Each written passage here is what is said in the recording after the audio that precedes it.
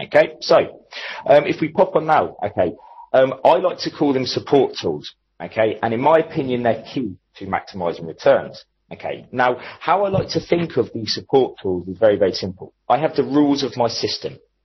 Okay, and in this example here, we can see that we have a double SAR system. Okay, and it's very, very simple. The green SAR is our market direction, and the orange SAR tells us when we should buy and sell. And very, very simply put, when this SAR is below market, we're looking to get long. So we're only looking at new trades when the SAR flips underneath price and gives us a buy signal. Okay. Likewise, when the SAR is above market, the green SAR, that tells us we should only be looking for short trades, and we ignore any periods when the SAR is obviously below market. Okay. So we have very, very fixed rules already with this particular basic strategy. Okay. But your additional rules are something that are not fixed in stone. They are something where you will use a level of discretion. So, for example, fundamental analysis, it's the big one, guys. How many of you actually trade news, or how many of you would say that you have a good understanding of the market? So basically, this SAR, you have certain mechanical rules. So you have the rule for, this tells you when to get into the trade. It also tells you how you should trail your stop loss. But the flexibility comes with whether you actually want to enter that trade when it occurs, FX girls. So, in this example, you might get a buy signal here. We get one here. Okay, but you might say to yourself, I'm not actually going to enter that trade because I can see RSI is overbought, volume's very, very low. It's maybe not a good time of day. So you think to yourself, maybe I'll risk a little bit less. You have a bit of flexibility. You think, maybe I'll risk a little bit less. Instead of 2%, I'll risk 1%.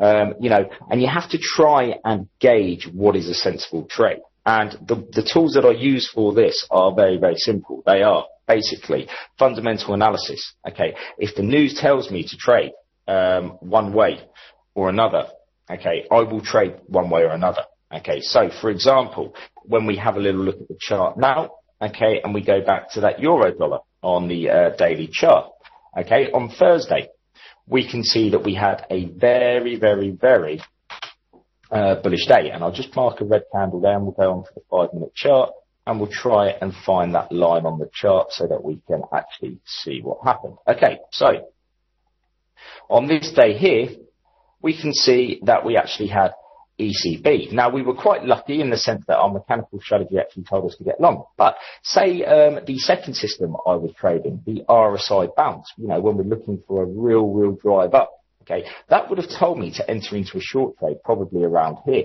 Now, if I'd followed the mechanical rules and entered the short trade, okay, and say, we go 8 pips inside, great. But at the same time, after that occurs, we actually rally another 60 pips. So when sentiment tells you not to trade a certain direction, okay, I generally will not do it.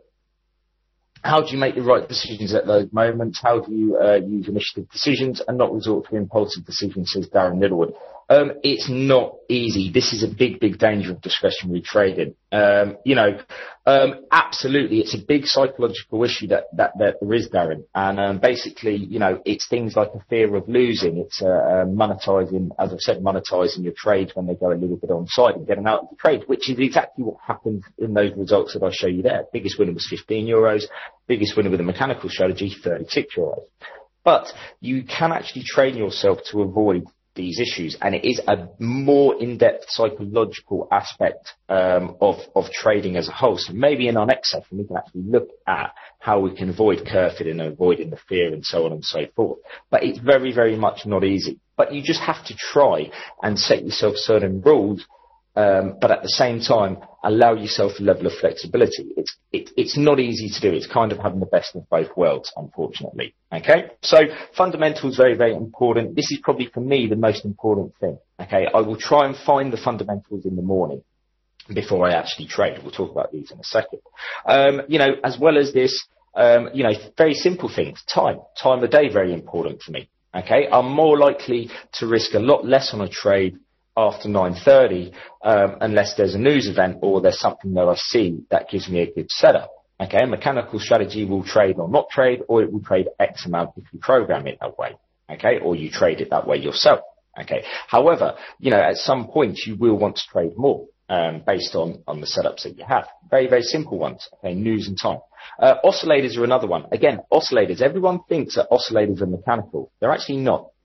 You can use them for discretion. Okay, things like price action, we've talked about this, and volume. Volume is always a good thing. So let's have a little look at these, and let's have a little look at how we can actually take advantage of this, shall we? I've got a set up from an example. It's an example actually from last week.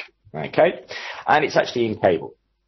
Okay, so basically you can see that we have our double SAR strategy on the chart here.